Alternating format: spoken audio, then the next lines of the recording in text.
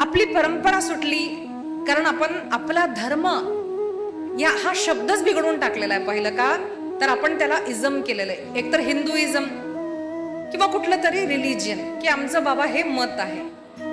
पण इतर जे मत आहेत ना ते मत आहेत, पण आपला जो धर्म आहे हिंदू सनातन, आर्य सनातन वैदिक हिंदू धर्म याला म्हणतो आपण.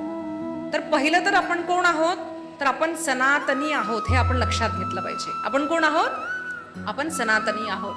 त्याचाच एक आधुनिक शब्द म्हणजे हिंदू. आता हिंदू हा धर्म नाहीये, लक्षात घ्या. हिंदू परंपरेमध्ये धर्म सांगितलेला आहे. मला खूप साधारण शब्दामध्ये अगदी तुम्हाला समजेल असं सांगते मी. धर्म म्हणजे काय, धारणा धर्ममित्याहु धर्मो धारयते प्रजाहा. धर्म त्याला म्हणतात, लक्षात घ्या, धर्म त्याला म्हणतात ज्याच्यामध्ये प्रत्येक जीवाचं कल्याण आहे, याला म्हणतो आपण धर्म. लक्षात घ्या. आता काही लोक जर तुम्हाला म्हटले की बाबा हा धर्म आहे, याच्यामध्ये ये किंवा याच्यामध्ये ये, ते पहिलं काय करतात, आपल्याला बुद्धिभ्रष्ट करण्याचा प्रयत्न करतात. तुम्ही कोणत्या देवाची पूजा करतात, जो अनेक स्त्रियांसोबत फिरतो तो, म्हणजे आपल्याला आपल्याच कृष्णाबद्दल वाईट बोलतात. किंवा आजकाल लोक म्हणतात राम हा नाहीच आहे, किंवा ज्याने बायकोला सोडलं तो राम, किंवा वानर आहे तो हनुमान.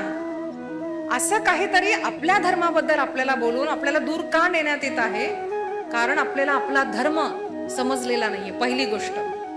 आणि दुसरी गोष्ट म्हणजे काय, आपला धर्म जर समजायचा असेल तर आपल्याला भागवत, रामायण, महाभारत, शिवपुराण, देवी भागवत, किमान पंचायतन देवतांचं आपल्याला समजलं पाहिजे की लिंग म्हणजे काय, शिवलिंग म्हणजे काय, देवी म्हणजे काय, देवी म्हणजे आहे तरी कोण,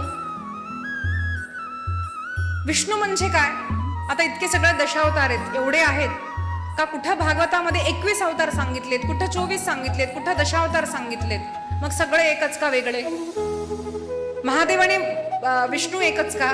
देवी आणि विष्णू एकच का? आता हे जे सगळं कळायचं असेल तर वेळ नाही, पण एकच एकच शब्दात सांगते की देव हा एकच आहे, परमात्मा एकच आहे. तोच कधी दुर्गा होतो, कधी लक्ष्मी होतो, कधी नारायण होतो, कधी शिव होतो, कधी शांकरी होतो, तोच कधी गणपती होतो. परमात्मा एकच आहे. सगळे ग्रंथाचा अभ्यास करून सांगते, लक्षात घ्या.